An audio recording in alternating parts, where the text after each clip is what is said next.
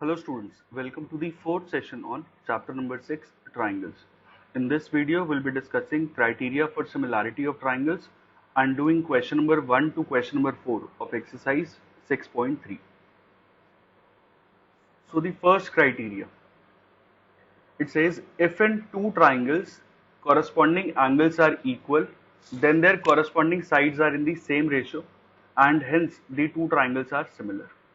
मतलब जैसे कि अगर हमें कोई दो ट्राइंगल्स दे रखे हैं जिसमें कि उनके कॉरस्पॉन्डिंग एंगल्स जो हैं वो इक्वल है, तो क्या होगा कि उनकी जो कॉरस्पॉन्डिंग साइड्स होंगी वो प्रोपोर्शनल हो जाएंगी और जिसकी वजह से दोनों ट्राइंगल्स जो होंगे वो सिमिलर हो जाएंगे।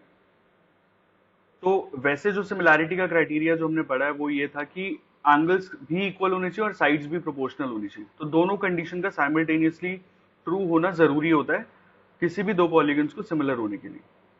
बट ट्राइंगल्स के केस में अगर एंगल्स कॉरस्पॉन्डिंग एंगल्स अगर इक्वल हैं तो साइड्स ऑटोमेटिकली प्रोपोर्शनल हो जाती हैं और ट्राइंगल सिमिलर हो जाते हैं। तो दोनों कंडीशंस को करने की जरूरत नहीं होती। अगर हमारे पास सिर्फ ये दे रखा है कि तीनों कॉरस्पॉन्डिंग एंगल्स इक्वल हैं तो हम डायरेक्टली बोल सकते हैं कि दोनों ट्राइंगल्स होंगे वो सिमिलर होंगे, क्योंकि साइड जो है वो ऑटोमेटिकली प्रोपोर्शनल हो जाती है। So this criteria is referred to as A और angle angle angle criteria of similarity of two triangles. जैसे कि अगर हमें ये दो ट्राइंगल्स दे रखें, triangle ABC and triangle DEF, suppose angle A is equal to angle D, angle B is equal to angle E and angle C is equal to angle F. तो ये कॉरस्पॉन्डिंग एंगल से अगर equal है, यहाँ पे angle A equal है angle D के, angle B equal है एंगल ई के and angle C is equal to angle F. तो अगर ये कॉरस्पॉन्डिंग तीनों एंगल्स इक्वल आ रहे हैं तो that means triangle ABC will be similar to triangle DEF by AAA similarity। ठीक है, तो बाय ट्रिपल ए सिमिलैरिटी दोनों ट्राइंगल सिमिलर हो जाएंगे। जैसे हमारे पास कॉन्ग्रुएंसी में कुछ अलग अलग क्राइटेरियाज होते हैं, ऐसे सिमिलैरिटी में भी criteria. So first of them is AAA criteria for similarity. Okay, अब इसी को अगर डिटेल में और हम समझें, if two angles of one triangle are respectively equal to two angles of another triangle, then the two triangles are similar and this may be referred to as AA similarity criteria for two triangles. अब हमें अगर यहाँ पे दे रखा है कि कोई दो एंगल्स अगर इक्वल है, तीसरे वाले के बारे में नहीं दे रखा। फॉर एग्जाम्पल यहाँ पे गिवन है एंगल ए जो है वो एंगल डी के इक्वल है एंड एंगल बी जो है वो एंगल ई के इक्वल है। थर्ड के बारे में नहीं बोला, एंगल सी एंगल एफ के इक्वल है या नहीं ये नहीं बताया, तो भी ये दोनों ट्राइंगल सिमिलर होते हैं। क्योंकि अगर किसी भी ट्राइंगल में दो कॉरस्पॉन्डिंग एंगल्स इक्वल आ रहे हैं तो एंगल्स एंड प्रॉपर्टी से जब हम फाइंड करेंगे तो थर्ड वाला एंगल ऑटोमेटिकली इक्वल बनेगा। एक एग्जांपल लेके देखते हैं। फॉर एग्जांपल एंगल ए जो है दिस इज 70 डिग्रीज और एंगल डी जो है ये भी 70 डिग्रीज है and angle B suppose this is 60 degrees और इक्वल दे रखा है तो ये भी 60 होगा। तो ये तो हमें पता चल गया कि एंगल ए एंगल डी के इक्वल है एंड एंगल बी जो है वो एंगल ई के इक्वल है। तो अभी सिर्फ दो ही एंगल्स इक्वल हुए, अब थर्ड वाला इक्वल नहीं किया हमने, तो भी ये सिमिलर होंगे। क्योंकि एंगल सी अगर हम एंगल सम प्रॉपर्टी से निकालें तो ये कितना हो गया 70 और 60, ये हो गया 130। तो अगर हम एंगल सम प्रॉपर्टी से एंगल सी निकालेंगे तो 180 minus 130 this will be 50 degrees और सेम अगर हम यहाँ पे निकालेंगे तो this will be again 50 degrees. तो अगर किसी भी ट्राइंगल में दो एंगल्स इक्वल हैं तो एंगल सम प्रॉपर्टी के बाद थर्ड वाला एंगल भी इक्वल ही मिलेंगे हमें। तो तीसरा वाला एंगल हमें इक्वल शो करने की जरूरत नहीं है, यहाँ पे हम डायरेक्टली कर सकते हैं कि ट्राइंगल ABC जो है this is similar to triangle DEF by double A similarity. तो अगर तीनों एंगल्स गिवन हो तो तीनों एंगल्स वाला ट्रिपल A सिमिलैरिटी यूज कर सकते हैं, अदरवाइज दो एंगल्स अगर होंगे तो हम डबल A सिमिलैरिटी से भी सिमिलर कर सकते हैं। Okay, next criteria, if in two triangles sides of one triangle are proportional to the sides of another triangle। अब पिछले वाले में क्या था कि अगर एंगल्स इक्वल दे रखे थे तो साइड्स ऑटोमेटिकली प्रोपोर्शनल हो जाती थी, जिससे कि हमारी सिमिलैरिटी की दोनों कंडीशंस ट्रू मिल जाती थी। अब यहाँ पे क्या है कि साइड्स जो है वो प्रोपोर्शनल दे रखे, sides of one triangle are proportional to the sides of another triangle. अब साइड्स प्रोपोर्शनल होती हैं तो एंगल्स जो होते हैं वो अपने आप इक्वल हो जाते हैं, then their corresponding angles are equal, sides proportional है तो एंगल ऑटोमेटिकली हो गया। सिर्फ ट्राइंगल्स के केस में होता है ऐसे। तो एक कंडीशन हो तो दूसरी वाली ऑटोमेटिकली हो जाती है, जिसकी वजह से दोनों ट्राइंगल्स होंगे वो सिमिलर हो जाते हैं। तो यहाँ पे क्योंकि साइड्स पहले से प्रोपोर्शनल दे रखी होती है तो हम इसको बोलते हैं SSS, यानी कि side side side similarity criteria for two triangles. Okay, तो एक एग्जांपल लेके देखते हैं। तो triangle ABC, triangle DEF, suppose अगर हमें यहाँ पे दे रखा है कि AB upon DE, AB upon DE this is equal to BC upon EF and this is equal to AC upon DF। अगर ये तीनों साइड्स प्रोपोर्शनल दे रखे हैं तो हम बोलते हैं देयरफॉर बाय SSS सिमिलैरिटी, जो ट्राइंगल ABC होगा that will be similar to triangle DEF। तो AB अपॉन DE इक्वल है BC अपॉन EF के and this is equal to AC upon DF। तो बाय SSS सिमिलैरिटी दोनों triangle similar हो जाते हैं। ओके, तो पहले हमने पढ़ा AAA या फिर AA सिमिलैरिटी, नेक्स्ट हमने पढ़ा SSS similarity. Next criteria is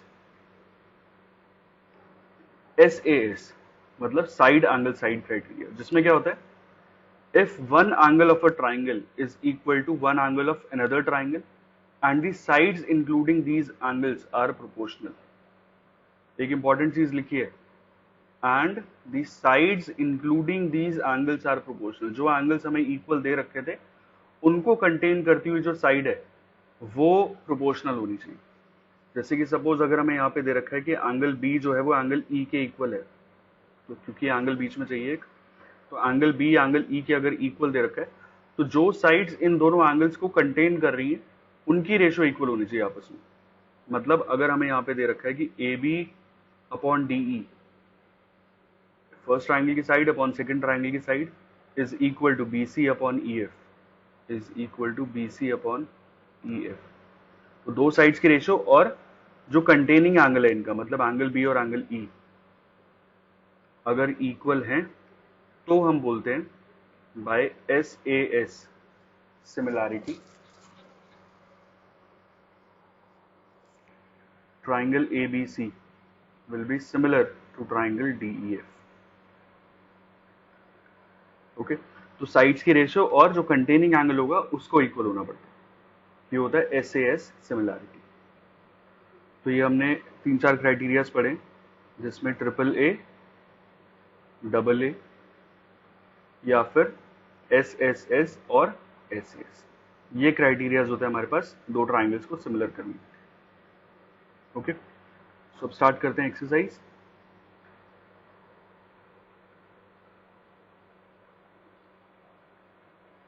question number 1, state which pairs of triangles in figure 6.34 are similar. Write the similarity criteria used by you for answering the question and also write the pair of similar triangles in the symbolic form। तो पहले तो हमें ये बताना है कि similar हैं या नहीं है, और सिमिलर हैं तो कौन से क्राइटेरिया से हैं, और ट्राइंगल की नेमिंग। तो अगर हम इन दोनों ट्राइंगल्स में देखें, फर्स्ट पार्ट में अगर हम देखें तो एंगल A जो है this is equal to angle B, 60 degrees के इक्वल दे रखा है। एंगल B जो है this is equal to angle Q, 80 degrees दे रखे, and angle C is equal to angle R। तो इसका मतलब अगर तीनों एंगल्स इक्वल आ रहे हैं, देयरफॉर बाय AAA सिमिलैरिटी जो ट्राइंगल ABC है that will be similar to triangle PQR। Naming बहुत जरूरी है। अगर एंगल A एंगल P के इक्वल था तो A के कॉरेस्पॉन्डिंग यहाँ पे P होना चाहिए, B Q के इक्वल है तो B सेकंड वाले के कॉरेस्पॉन्डिंग यहाँ पे Q होना चाहिए, एंड C के कॉरेस्पॉन्डिंग R होना चाहिए। तो कॉरेस्पॉन्डिंग नेमिंग होना सेम जरूरी है। नेक्स्ट सेकंड पार्ट अगर देखें तो ABC और PQR डायमेंशंस दे रखी हैं, तो अब क्योंकि यहाँ पे साइड्स ही दे रखे हैं तो एंगल्स का तो यहाँ पे रोल ही नहीं है। तो अगर सिमिलर होंगे तो SSS सिमिलैरिटी से ही होंगे, अदरवाइज नहीं होंगे। तो अगर हम यहाँ पे देखें AB अपॉन QR, ये निकाला 2/4 जो कि 1/2 के इक्वल है। AB अपॉन QR निकाला हमने। नेक्स्ट अगर हम BC अपॉन PR निकालें, वो कितना आएगा BC upon PR, 2.5 upon 5. 2.5 upon 5, this is again 1/2. और अगर हम third part AC upon PQ निकालें तो ये आएगा 3/6 विच इज अगेन 1/2. तो इसका मतलब अगर सारी रेशियोज बराबर आ रही हैं तो इसका मतलब बाय SSS सिमिलैरिटी दोनों ट्राइंगल सिमिलर हो जाएंगे. बट सिमिलैरिटी में नेमिंग क्या होगी? अगर हम पहले नाम ले रहे हैं ट्राइंगल ABC, ABC किसके सिमिलर होगा? A के कॉरेस्पॉन्डिंग कौन सा वर्टेक्स आएगा? A के कॉरेस्पॉन्डिंग आएगा Q. जैसे हम यहाँ पे जिस तरीके से लाइंस लगाई हैं उसके कॉरेस्पॉन्डिंग भी चेक कर सकते हैं. जैसे कि A वर्टेक्स आया सिंगल मार्क्ड वाली लाइन और अनमार्क्ड वाली लाइन के बीच का, तो single marked is QR and unmarked वाला जो है वो PQ है. तो QR और PQ के बीच वाला वर्टेक्स आएगा Q. ठीक है. नेक्स्ट आया हमने B कौन सा है? सिंगल और डबल मार्क्ड वाली साइड्स के बीच वाला वर्टेक्स, सिंगल डबल के बीच वाला R, and last will be P. Triangle ABC here will be similar to triangle QRP. Okay. Third part LMP और DEF, ये दोनों ट्राइंगल सिमिलर नहीं है, क्योंकि अगर हम MP अपॉन DE निकालें तो ये तो 2/4 है विच इज 1/2. अगर हम LP अपॉन DF निकालें so this is 3/6 which is again 1/2. But अगर हम तीसरा वाला निकाल के देखेंगे, तीसरा वाला मतलब LM अपॉन EF अगर हम निकालेंगे तो ये 2.7 अपॉन 5 आएगा. तो इसका मतलब ये इक्वल नहीं आ रहे. Therefore triangles are not similar. Similar कब होता? अगर ये 2.7 की जगह 2.5 होता तो ये भी 1/2 हो जाता, तो SSS सिमिलैरिटी से ये हो सकते थे, बट अभी नहीं है. ठीक है. फोर्थ पार्ट, अच्छा हो सकता है किसी किसी बुक में डायमेंशंस अलग अलग दे रखी हो तो अकॉर्डिंगली वो चेक कर लेना. तो अगर हम यहाँ पे देखें तो 70-70 एंगल तो कंटेनिंग वाला सेम आ रहा है. अब साइड्स प्रोपोर्शनल चेक करते हैं. तो अगर हम देखें MN अपॉन PQ तो ये बन रहा है 2.5 अपॉन 6 विच इज 25 अपॉन 60, और अगर 5 से गया तो 5 अपॉन 12 आ रहेगी. और अगर हम ML अपॉन QR करें तो ये 5/10 आ रहा है विच इज 1/2. तो इक्वल नहीं आ रहे, इसका मतलब triangles are not similar. Okay. Next part. 2.5, 3, 80 degree, 6 and 5. अच्छा यहाँ पे रेशियोज भी चेक करने की जरूरत नहीं है. वैसे तो रेशियो इक्वल आ रही, 2.5 अपॉन 5 करें तो 1/2 है, 3 अपॉन 6 करें तो वो भी 1/2 है. बट SAS सिमिलैरिटी नहीं लगेगी, क्योंकि SAS के लिए जो एंगल होता है वो कंटेनिंग एंगल होना चाहिए. यहाँ पे तो 5 और 6 के बीच में कंटेनिंग एंगल 80 बन रहा है, बट यहाँ पे कंटेनिंग एंगल नहीं है, तो इसका मतलब ये भी सिमिलर नहीं होंगे. These two triangles are not similar. Okay. Sixth part 70 degrees 80 degrees और ये एंगल नहीं दे रखा है. यहाँ पे 80 डिग्रीज 30 डिग्रीज और ये एंगल नहीं दे रखा. तो पहली लुक में ये दोनों ट्राइंगल्स जो हैं वो सिमिलर नहीं लग सकते, बट एक्चुअल में ये सिमिलर हैं. कैसे? अगर हम एंगल सम प्रॉपर्टी से ये वाला एंगल निकालें तो angle F will be 180 degrees minus 70 degrees minus 80 degrees.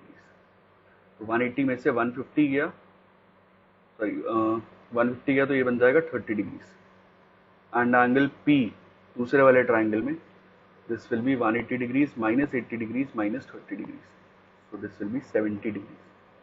तो ये जो एंगल आया this is 30 degrees and angle P this is 70 degrees. अब अगर एंगल्स देखें तो 70 80 30, यहाँ पर भी 70 80 30. तो therefore triangle DEF will be similar to triangle, name क्या आएगा? D मतलब 70 डिग्री, 70 डिग्री के कॉरेस्पॉन्डिंग यहाँ पे P, E 80 डिग्रीज के कॉरेस्पॉन्डिंग यहाँ पे 80 degrees Q and the last vertex is R. So that means triangle DEF triangle PQR के सिमिलर होगा by angle angle angle similarity. Okay. Triangle की नेमिंग सही रखना बहुत जरूरी है. Okay. Next question. In figure 6.35, this is figure 6.35, triangle ODC similar to triangle OBA. ODC, OBA ये दोनों ट्राइंगल सिमिलर दे रखे हैं. Angle BOC is 125. ये BOC ये 125 गिवन है. And CDO is 70. CDO this angle is 70 degrees. Find angle DOC, DCO and OAB. तो पहले हम DOC निकालते हैं जो कि हम डायरेक्टली लीनियर पेयर से निकाल सकते हैं. ये जो फर्स्ट वाला एंगल है, तो angle DOC plus angle BOC will be 180 degrees linear pair. तो DOC हमें फाइंड करना है, BOC हमें दे रखा है 125 degrees is equal to 180 degrees. So angle DOC will be 180 minus 125 which is 55 degrees. तो एंगल DOC तो आ गया 55. नेक्स्ट हमें निकालना है DCO. तो DCO अगर हमें ये एंगल पता चल गया, ये पता चल गया, तो थर्ड वाला एंगल निकाल सकते हैं bye angle sum property. So in triangle DOC, angle D plus angle O plus angle C is 180 degrees. Angle sum property of triangle. Angle D ये 70 है. अब ट्राइंगल का नाम लिख दिया तो ये सिंगल सिंगल लेटर में चल जाएगा, अदरवाइज आपको पूरा पूरा नाम लिखना पड़ता है. Angle O, this is angle DOC basically, this is 55 degrees plus angle C is 180 degrees. तो एंगल C कितना आएगा 70 एंड 55, 125 उधर जाके minus 125. So angle C will be 55 degrees.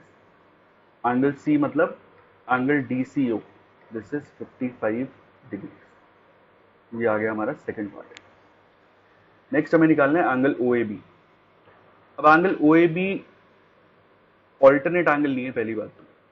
अब ये कई बार बच्चे समझते हैं कि ये इसके पैरेलल है तो ऑल्टरनेट एंगल हो गया. ये ऑल्टरनेट एंगल नहीं है, कहीं पर भी क्वेश्चन में मेंशन नहीं है कि ये पैरेलल लाइंस, कहीं पर भी नहीं लिखा.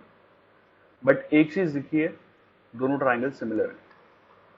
अगर दो ट्राइंगल सिमिलर होते हैं, जैसे कॉन्ग्रुएंसी के टाइम पे हमने पढ़ा था CPCT, corresponding parts of congruent triangles, उसमें क्या होता था कि जो साइड्स होती थी और जो एंगल्स होते थे वो इक्वल हो जाते थे.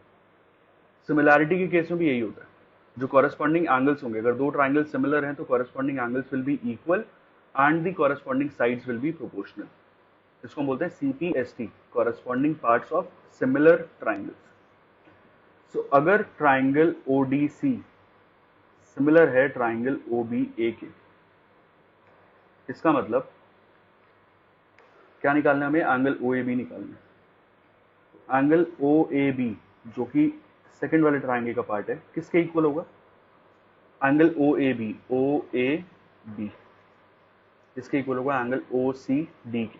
नेमिंग इसी ऑर्डर में रखनी है, फर्स्ट थर्ड सेकंड. यहां पर भी यही था, OAB ऐसे ही आया था, फर्स्ट थर्ड सेकंड. ठीक है, तो ये इसके इक्वल होगा एंगल OCD के.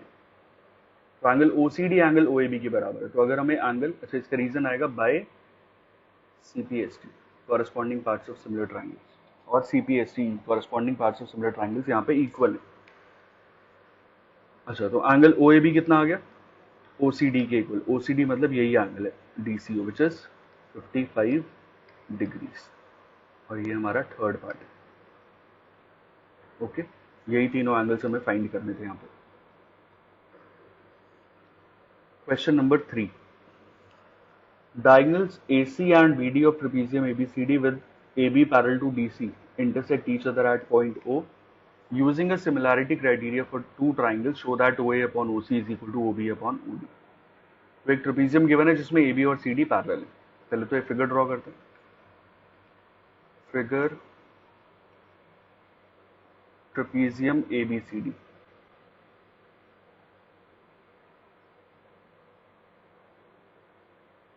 तो ये आ गया ट्रेपेजियम ABCD. ठीक है, जिसमें डायगोनल्स जो हैं वो पॉइंट O पे इंटरसेक्ट कर रहे हैं. Diagonals are intersecting each other at point O. अब सिमिलैरिटी से हमें शो करना है कि OA upon OC is equal to OB upon OD. तो गिवन है यहाँ पे trapezium ABCD, diagonals AC and BD intersect at O, और हमें प्रूव करना है O A upon O C is equal to O B upon O D, ये prove करना। ऑलरेडी वैसे एक क्वेश्चन हमने किया बट हमने पहले बीपीटी से किया था प्रूव लास्ट एक्सरसाइज में। सो अब हमें सिमिलैरिटी से करना। तो ओ ए ये पार्ट है, ओ सी ये है, ओ बी दूसरी डायगोनल का पार्ट है और ओ डी उसका नीचे वाला पार्ट है। सिमिलैरिटी जो लगेगी वो इन दोनों ट्राइंगल्स में लगेगी, A O B and C O D. Similar होंगे कैसे? अगर ए बी और सी डी पैरेलल दे रखे हैं, यहाँ पे गिवन भी था A B and D C are parallel, तो इसका मतलब ये वाला जो एंगल है इसके इक्वल होगा, एंड एंगल बी, ये ऊपर वाला एंगल इस एंगल के इक्वल होगा, ऑल्टरनेट इंटीरियर एंगल्स। अब दोनों ट्राइंगल्स में दो एंगल्स इक्वल आ गए, ये इसके इक्वल ये इसके इक्वल, तो बाय डबल ए सिमिलैरिटी दोनों ट्राइंगल्स सिमिलर हो जाएंगे और साइड जो होंगी वो प्रोपोर्शनल हो जाएंगी, और ये जो रिजल्ट है उन्हीं प्रोपोर्शनल साइड्स का रिजल्ट है। ट्राइंगल की नेमिंग बहुत जरूरी है। So in triangle A O B and triangle A O B के कॉरेस्पॉन्डिंग क्या आएगा? ए ओ बी की नेमिंग अब समझोगे तो ये है डबल मार्क्ड वाला एंगल, देन अनमार्क्ड वाला एंगल, देन शेडेड वाला एंगल। तो double unmarked shaded, double unmarked shaded, यहां पर भी यही होगा, double unmarked shaded, C O D, triangle C O D. Naming corresponding same रखना जरूरी है। यहां पे क्या आया? Angle O A B is equal to angle O C D, this is alternate interior angles. दूसरा, angle O B A is equal to angle O D C, again alternate interior angles.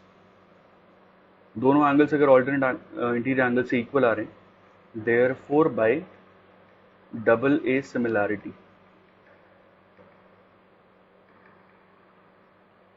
Triangle A O B is similar to triangle C O D. अब अगर similar हो गए तो angles की बात करें तो एंगल्स इक्वल होंगे और जो साइड्स होंगी वो प्रोपोर्शनल होंगी। तो अगर मैं साइड्स की प्रोपोर्शनैलिटी की बात करूं तो O A upon O C, O A upon O C will be equal to O B. O A upon O C लिया मैंने पहले दो vertices, O A upon O C will be equal to O B second third upon O D second third. इसीलिए naming बहुत जरूरी है, O B upon O D, और इसका रीजन क्या आ जाएगा? By C P S T, corresponding parts of similar triangles, और यही चीज हमें शो करनी है। Okay, question number 4, Q R upon Q S is equal to Q T upon P R. Figure दे रखे हैं यहाँ पे, Q R upon Q S equal है Q T upon P R के, and angle 1 is equal to angle 2, angle 1 angle 2 के equal है। Show करना है triangle P Q S, P Q S is ये छोटा वाला ट्राइंगल सिमिलर टू बड़ा वाला triangle T Q are. So given है triangle TQR, P is a point on TQ, S and R, sorry, S is a point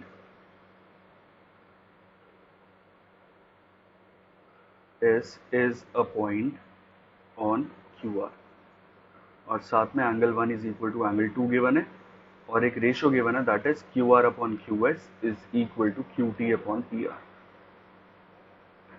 और prove करना है triangle P Q S similar to triangle T Q R. ठीक है,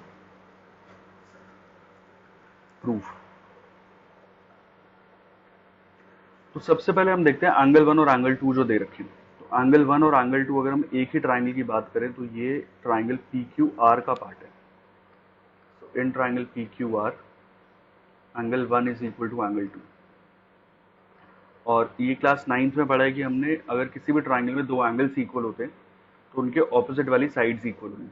तो angle 1 के opposite is P R will be equal to angle 2 के opposite P Q. तो अगर एंगल 1 और एंगल 2 इक्वल है तो पी आर जो है वो पी क्यू के इक्वल होगा, and reason will be sides opposite to equal angles are equal. Equation number 1. अब अगर PQ और PR इक्वल हो गए तो ये चीज हम यहाँ पे रिप्लेस कर देंगे. तो क्या मिलेगा? QR upon QS will be equal to QT upon, अब PR की जगह हमने लिख दिया PQ, because PR is equal to PQ. ठीक है. अब ये जो रिलेशन आ रहा है QR upon QS, QT upon PQ, ये एक्चुअल में इसी ट्राइंगल के पार्ट्स हैं. तो अगर हम इन दोनों ट्राइंगल्स को अलग अलग करके समझें, एक मैंने ट्राइंगल बना दिया PQS एंड एक बना दिया बड़ा वाला TQR. यहां इधर रखा है QR अपॉन QS, तो QR ये, QS ये, is equal to QT upon PQ. QT ये है और PQ ये है.